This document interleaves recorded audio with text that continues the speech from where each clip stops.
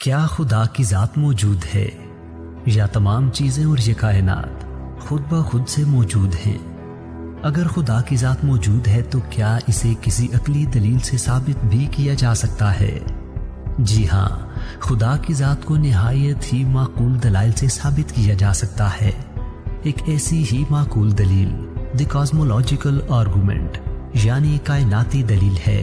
इस दलील के मुताबिक हर वो शय जिसकी कोई न कोई इब्तिदा होती है उसका कोई न कोई सबब होता है।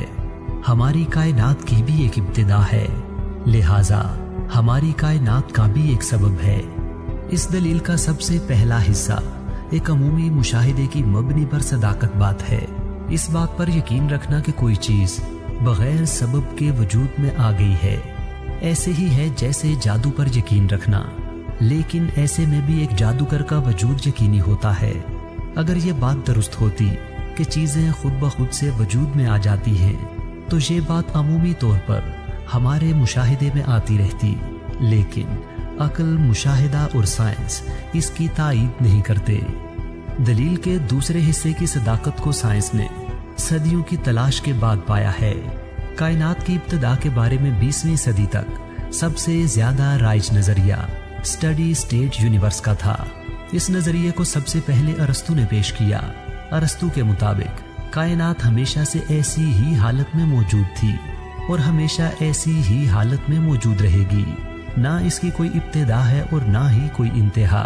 कायनात के अजली और अब्दी होने के इस नजरिए को मुल्हिदीन हमेशा अपने इल्हाद की एक दलील के तौर पर पेश करते रहे हैं। 19वीं सदी के मशहूर जमाना फलसफी बर्ट्रैंड रसल ने BBC के रेडियो मुबाहिसे में फ्रेडरिक कॉपलस्टन से कहा था, the universe is just there and that's all, यानी कायनात खुद से हमेशा से मौजूद है और यही हतमी बात है। कायनात के हमेशा मौजूद होने का यह नजरिया 20वीं सदी तक यूं ही चलता रहा, यहाँ तक कि 1927 में बेल्जियम के एस्ट्रोनॉमर जॉर्ज लेमेट्रा ने यह नजरिया पेश किया कि कायनात का आगाज एक सिंगल कॉन्डेंस कॉम्पैक्ट स्टेट में धमाके से हुआ है। इस धमाके को बिग बैंग और नजरिए को बिग बैंग थ्योरी कहा गया, लेकिन उस वक्त इस नजरिए की तस्दीक के लिए शवाहिद और सबूत ना मिल सके। 2 साल बाद अमेरिकन एस्ट्रोनॉमर एडविन हबल ने अपनी टेलीस्कोप से ये मुशाहिदा किया कि तमाम कहकशाएं एक दूसरे से दूर जाती चली जा रही हैं, जिससे ये कायनात मुसलसल फैल रही है। इस मुशाहिदे ने बिग बैंग थ्योरी को और ज्यादा तकवीयत दी, क्योंकि फैलते हुए अजसाम के फैलाव का आगाज हमेशा किसी नुक्ते या मरकज से ही होता है। लिहाजा अगर कायनात मुसलसल फैल रही है तो लामहला तौर पर इस कायनात का आगाज एक सिंगुलैरिटी में धमाके से ही हुआ होगा। एडविन हबल का यह मुशाहिदा बिग बैंग थ्योरी के लिए एक मजबूत दलील बन गया।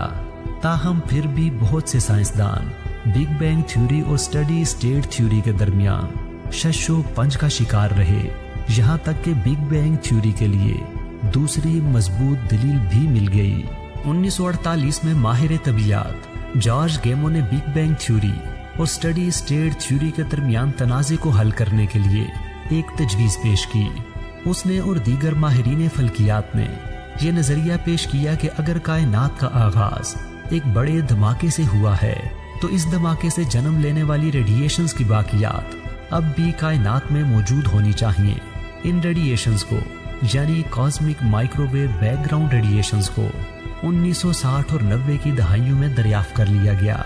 हैरत अंगेज तौर पर इन दरियाफ्त करदा रेडिएशंस की खुसूसियात बिल्कुल वही थी जिन्हें पहले ही नजरियाती तौर पर तजवीज किया जा चुका था। इन रेडिएशंस की दरियाफ्त के बाद अब सारी साइंटिफिक कम्युनिटी बिग बैंग नजरिए की हामी है। इस नजरिए के मुताबिक ये कायनात हमेशा से ऐसी ही हालत में मौजूद नहीं थी, बल्कि आज से तकरीबन 13.7 अरब साल पहले ये सारी कायनात, ये चांद, सितारे, सूरज और कहकशाएं सुई की नोक से भी एक छोटी जगह में मौजूद थे। इसे साइंसी इस्तिलाह में सिंगुलैरिटी कहा जाता है। उस वक्त इस सिंगुलैरिटी में एक बहुत बड़ा धमाका हुआ जिससे ये सारी कायनात वजूद में आई और उस वक्त से लेकर अब तक ये मुसलसल फैल रही है। मशहूर जमाना साइंसदान स्टीफन हॉकिंग के मुताबिक बिग बैंग से कबल टाइम और स्पेस मौजूद नहीं थे और इनका वजूद बिग बैंग के बाद ही ज़हूर में आया। अब इस बात का कोई भी जी अक्ल और इल्म रखने वाला शख्स इनकार नहीं कर सकता कि इस कायनात की भी एक इब्तिदा है।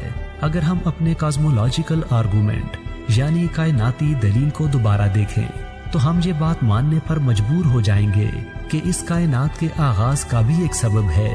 इस सबब के बारे में चंद एक बातें यकीनी तौर पर कही जा सकती हैं। मिसाल के तौर पर वो सबब इस कायनात से खारिज होगा, वो सबब खुद ब खुद बगैर किसी सबब के मौजूद होगा, वो सबब गैर मादी होगा, टाइमलेस होगा, स्पेसलेस होगा।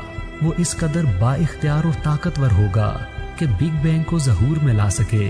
वो इस कदर इंटेलिजेंट होगा कि वो उस सिंगुलैरिटी और बिग बैंग में उन तमाम कवानीन को जारी कर सके जो बाद में इस मुनज़्ज़म और वसी कायनात का सबब बने हैं। इस कायनात की तमाम खुसूसियात को देखते हुए हम ये बात कह सकते हैं कि वो सबब खुदा ताला की ज़ात थी। इस दलील से अगर किसी को खुदा की ज़ात का कामिल यकीन हासिल ना भी हो तो इतनी बात ज़रूर साबित होती है कि खुदा की ज़ात का यकीन एक निहायत ही माकूल बात है।